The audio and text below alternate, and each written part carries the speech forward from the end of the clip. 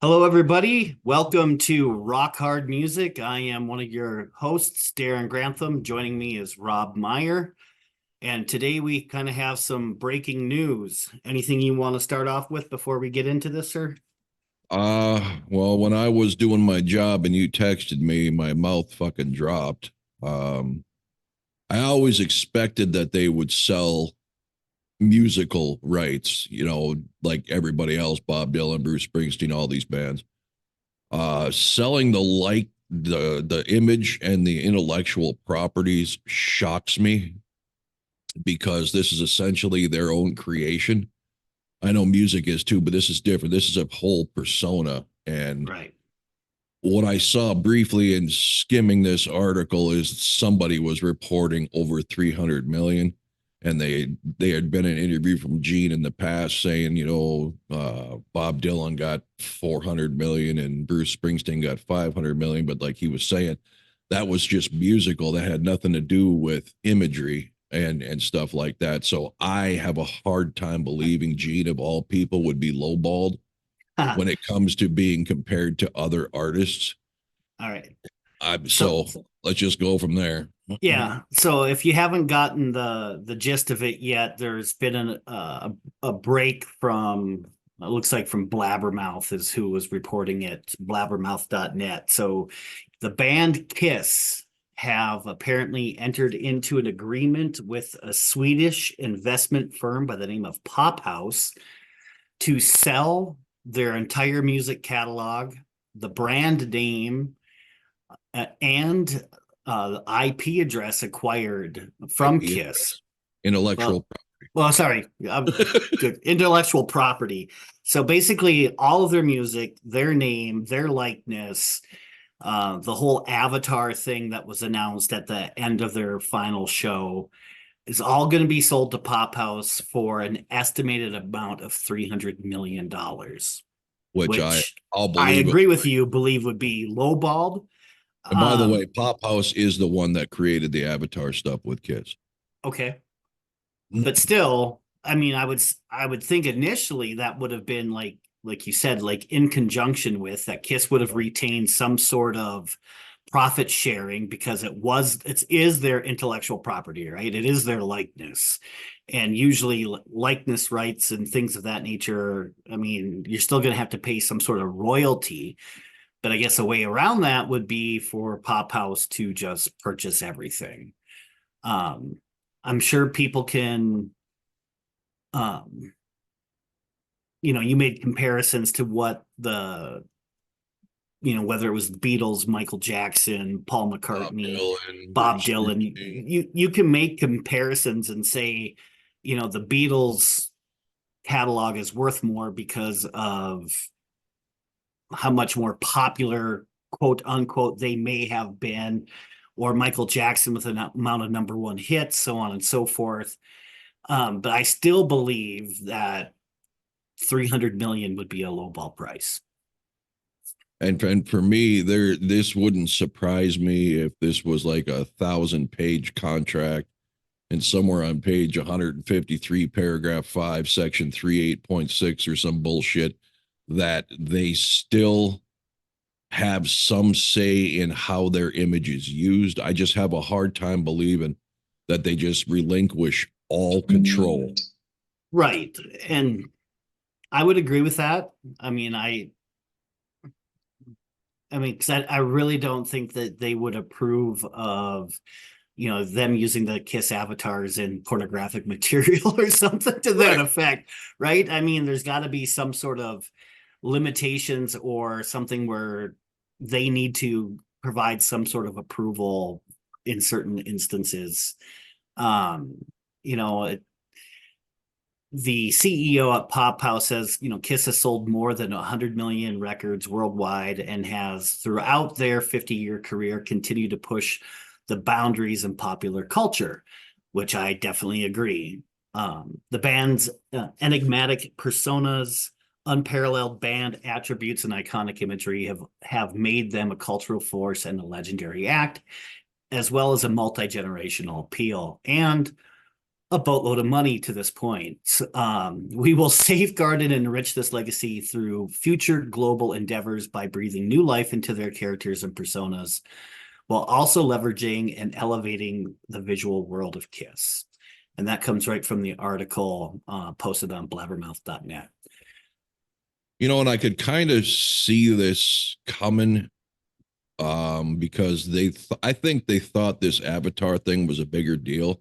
It was going to get a bigger response initially than it did, when all it did is get flack from your lifelong Kiss fans, being like, this is like Scooby-Doo meets Kiss Part 2 type thing.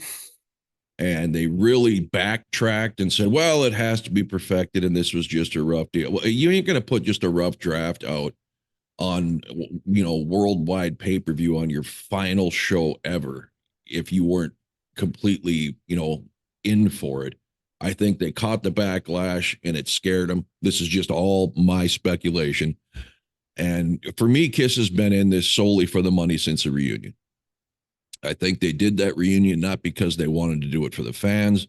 I think they did it to secure their financial future, knowing it would blow up, and they could just, in a sense, if you look at Psycho Circus, Sonic Boom, and Monster, mail it in. I mean, they had to work their ass off year after year leading up to Revenge to stay relevant and stay competitive, and they didn't want to have to do that anymore. And I can't say I don't blame them at their ages at the time, but the bottom line is it was clear to anybody who follows this band that it was all about the money, and they did a horrible job presenting the fans with meaningful things, i.e. no set list changes, no deep cuts, no anything. It was never up to debate. It was what we're putting out there for tour after tour for a while. It was the same stage, the same set. Clearly everything was about a fucking payday. Paul whining constantly about, I don't want to write new music because everybody's going to want to hear Love Gun. I mean, meanwhile, you see Rob Halford and all these other guys still putting out music. So it was all a cop-out. They didn't want to have to work anymore. They just wanted the payday. And fine, that's their right. But I don't know how to feel about this. It depends how POPHOUSE is going to do this. But they said it appeal in this article to new and old Kiss. So my hope is that they do something more than Kiss did, because other than off the soundboard releases of shows that were already done, they've done nothing for the fans. Issuing old albums in box sets. They've done nothing to show they give a shit about their fans. And I don't know how much, I mean, I wouldn't buy anything that POPHOUSE wrote, right, music wise, and then just have the avatars sing it, right? And AI use the voice of Paul or Gene or whatever to make new music. I wouldn't buy that. That's total trash. And that's coming with this AI bullshit. Yeah, more than likely. I don't want a robot replica of Paul Stanley. But there's still a lot of issues with AI songs, right? I mean, and most of it comes down to who gets the royalties.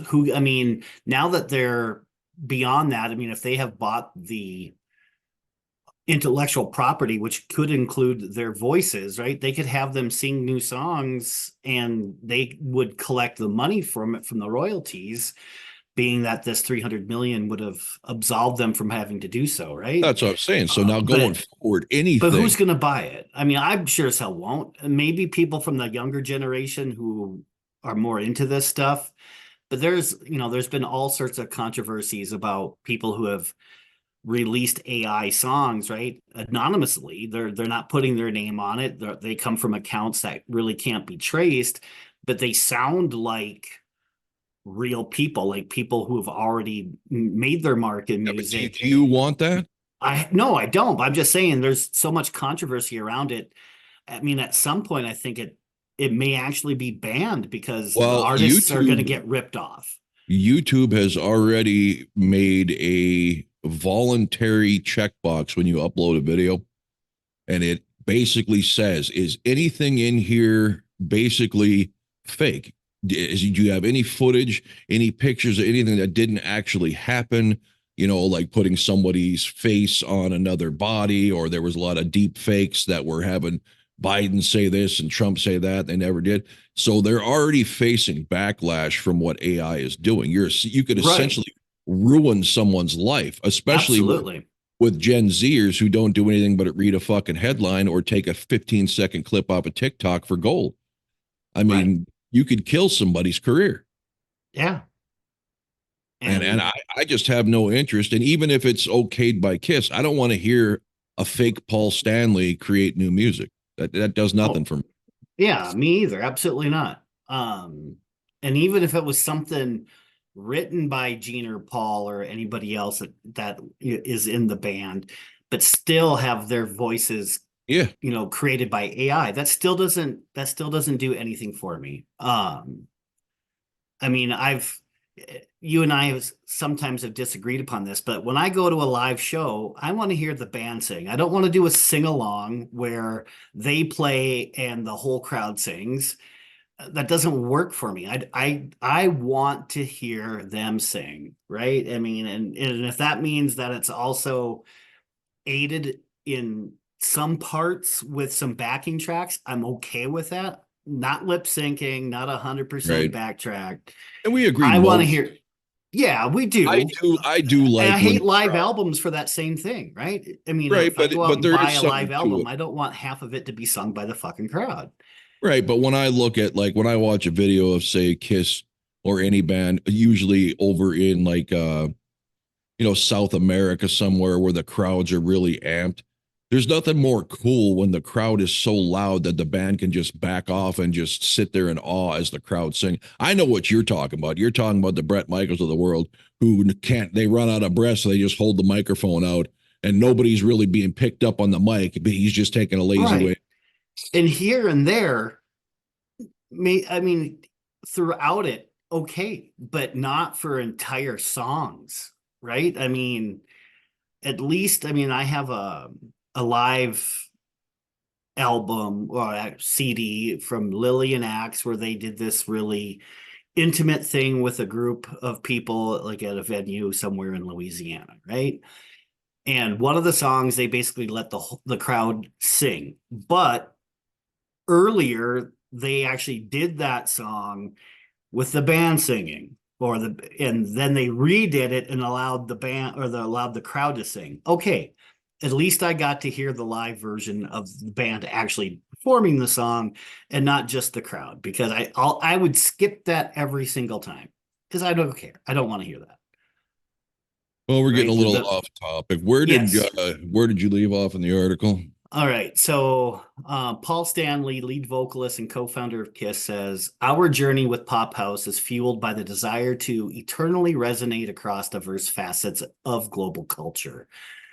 As we embark on this venture, we aim to weave our legacy into the tapestry of different worlds, ensuring that the Kiss experience continues to captivate both our devoted fans and those yet to discover the thrill. This partnership is not just a chapter, it's an eternal symphony of rock and roll immortality. Okay, but when was this interview? Because he says we aim. This is before the sale. Because when you sell it, there's no more we. Yeah, This I had to don't be taken around the time that they were getting questioned about that Avatar stuff. This particular quote. yeah. And Gene says Gene Simmons, bassist and co-founder of Kiss, said, "We have always been breaking new ground in popular culture, and this partnership will ensure that we continue to do so for years to come. Because what Pop House is doing is breaking rules. We already have several plans in development where the Avatar show is one, a biopic, another, and a Kiss-themed experience, a third. The future could not be more exciting." Again, this is all I guarantee taken shortly after they sat down with the Pop House guys for that interview they had on YouTube. Yeah. Well, unless they saw this coming and they're still, none of the Well, details are all. This is like a sports thing where the Giants just signed this person. The contract details are yet to come. They could be kept on as partners, but just reaping less than the majority shares of the profits in order for Pop House to be comfortable investing all this money. right. And something like this isn't going to have just sprung up overnight. Obviously, something like this would have had to have been worked out by the band and their lawyers and the Pop House and their lawyers for months in order to get to a point where they've agreed on all the necessary terms before they make it official and the announcement comes out. Right. It'll be So interesting. I want to learn more. I really do. And I yeah, want to know. I'm hoping we I want get to know more how long they details. knew this. Yeah, I want to know how long they knew this. How long was this deal set in play? Yeah, again, this has probably been going on before, obviously before the avatars were created, right? If they were working with POPHOUSE on the avatars, they probably already had some sort of framework or an idea of what they wanted to do with that, and that's for the band to capitalize monetarily. And like you said before, maybe that $300 million is low because the band thinks, hey, this didn't get the response that we thought, so we better take what we can and run. And and POPHOUSE goes, well, maybe we can at least recuperate that and more if we're lucky. But Okay, but uh, 300, so let's say 300 million is the deal, right? That's 50-50 split between Paul and Gene, right? Eric and Tommy are just employees. Ace and Peter and Vinny and all those guys have nothing to do with the current sale of Kiss and Lakeland because Kiss owns all imagery and shit right now. You split that in half after taxes, each one's getting less than $100 million. Gene and Paul each individually are already worth more than that. I don't see them giving away their pride and joy, their identity for about what they may have in the bank right now. yeah, I was but thinking that's more than enough for them and their children and their children's children to live off comfortably as long as it's invested correctly, right? I well, mean, I get it, but the real thing for me is Gene's ego. Seeing people like Bob Dylan and Bruce Springsteen making more for that more than they are without giving up their personal image on top of it. I can't see Gene's image or ego allowing that unless this 300 million is, like I said, it's like a corporation buying the majority share, and Paul and Gene still have some revenue stream coming to them. yeah, that would make more sense. But again, but is POPHOUSE willing to do that? I mean, if they're spending $300 million, they probably want to be able to capitalize 100%. But then again, we don't know, right? Well, I mean, I totally agree with you.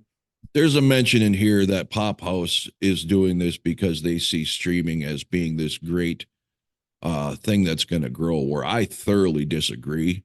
I mean, and that could be a topic for a whole nother podcast, but with the reemergence of vinyl and even CDs and the next generation coming wanting physical. Yeah, the physical copy thing is the regulations coming down on the internet, and it's only going to get worse. I don't see streaming as the future they think it is. I think we're in the peak of streaming, and I think it's going to go down from here. And we might be, but the thing of it is, even with just the catalog alone on any type of because I really don't think streaming pays what it don't pay the artist shit. Listen to any artist. Exactly. So I really don't think that's a huge moneymaker for them. I mean, that's obviously, why you can get to that point. The live concerts. It's going to be media, as far as whether it's vinyl, CDs, 8-tracks, cassettes, whatever it might make a comeback. It's going to be on any re-release on that, as well as merchandising. And if they can make something out of then if you're talking out of the Avatar shows, what's that? If you're talking about re-releases, and I completely agree, that would be a good way to get your money back. Well, that's just it. I think, are they going to approach Universal, because Universal owns the rights to Kiss's music? Not according to this. It says Kiss's music catalog.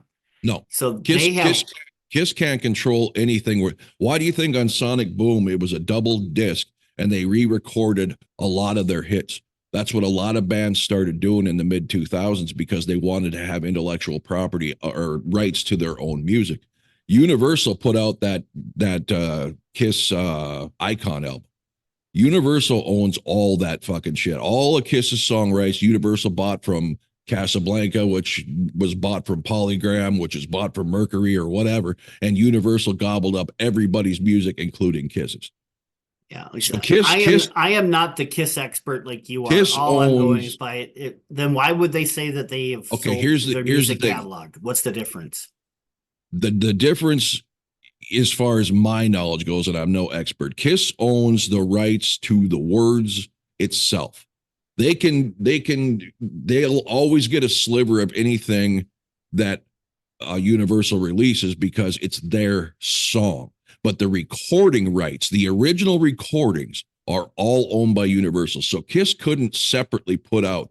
If Paul Stanley wanted to do a YouTube video documentary about himself, he couldn't play actual licensed recorded Kiss songs off those albums without Universal's permission. They own the music recordings. Paul and Gene own the songs. So the songs are the lyrics, but the actual record, unless Paul and Gene re-release the song and re-record it, then they own it. But the original recordings are all owned by Universal. Well, then that would be copyright infringement if they were to re-record it, right? I mean, but I'm sure that would be my guess. I can understand if they owned the masters, right? If they own, so that way they couldn't. I'm not talking them. I'm talking.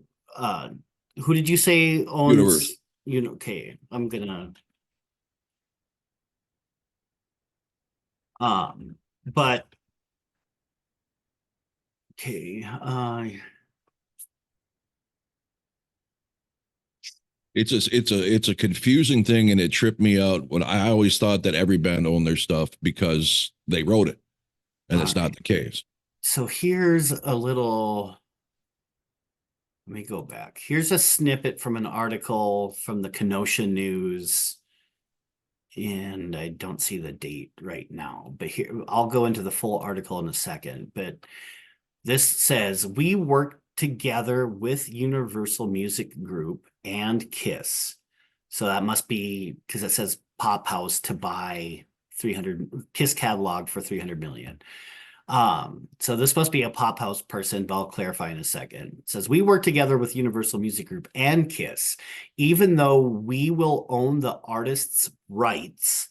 And we're doing it in conjunction with Kiss. But yes, we bought all rights, and that's not something I've seen that clear before.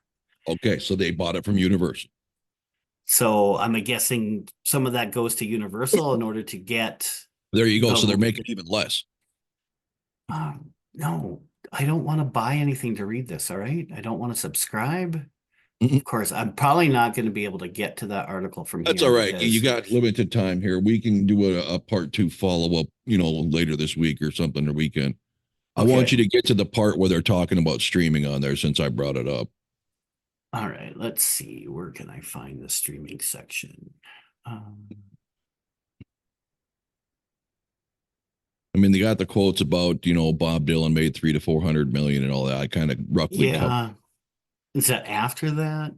I'm looking. Yeah, me too. Sorry for the dead air, people. I just want to get this right. Let me see if I can. Maybe it was before you did the quotes. All right. So I just searched for the word streaming. It says, this is the whole paragraph. Bruce Springsteen, Paul Simon, Bob Dylan, Stevie Nicks, and Neil Young are some of the iconic musicians who have recently sold off substantial rights to their music, whether it's just for publishing or the original recordings known as masters. Investors, major music companies, and private equity firms have poured billions of dollars into buying song catalogs, believing that the rise of streaming and growing music revenues will make songwrite acquisitions highly lucrative in the long term, as they can be exploited for up to 70 years after a musician's death. Right. So, but streaming's not going to exist 70 years after their death. It's not going to exist 70 years after now. There will be something else. We all know how technology goes. And that's the word I was looking for when you say, well, how can Kiss not own it? Kiss owns the publishing, where Universal owned the masters, the actual recordings. So if Kiss wanted to use on their own an actual recording in the background of Detroit City from Destroyer, they could not without paying or getting permission from Universal. All right, so here's another section saying, working closely with Kiss, POPHOUSE will follow its unique value-add approach of drawing upon its world-class in-house creative and storytelling expertise to unlock new audiences and revenue streams. PopHouse will use its proven industry defining playbook to create new content and experiences to enrich the Kiss catalog for fans old and new, actively seeking to enrich and add value to the brands and artists artists it partners with. Inclusivity and community have always been vital to the Kiss experience, and PopHouse is committed to nurture the close relationship between Kiss and its devoted fans moving forward. See, and the fact that they said they're going to be appealing to old and new makes me think they're going to do something with the old catalog. Because I guarantee and that may be most old re-releasing, Kiss fans like us, remastering. yeah, because most old people like us don't give two shits about avatars or new music that is not written and sung by Paul Stanley and Gene Simmons. We just don't care. Nope. All right. I know you got shit to do. I just wanted us to get this out here while the iron is hot. You guys can give us questions in the comments if you want us to do a follow-up to this and answer some questions or read some of your thoughts. Just let us know in the comments. All right. Well, there you have it, folks. There's the latest update on what's happening with the purchase of the Kiss catalog and likeness intellectual property that was just announced today. So until next time, rock on, everybody. Thanks for watching.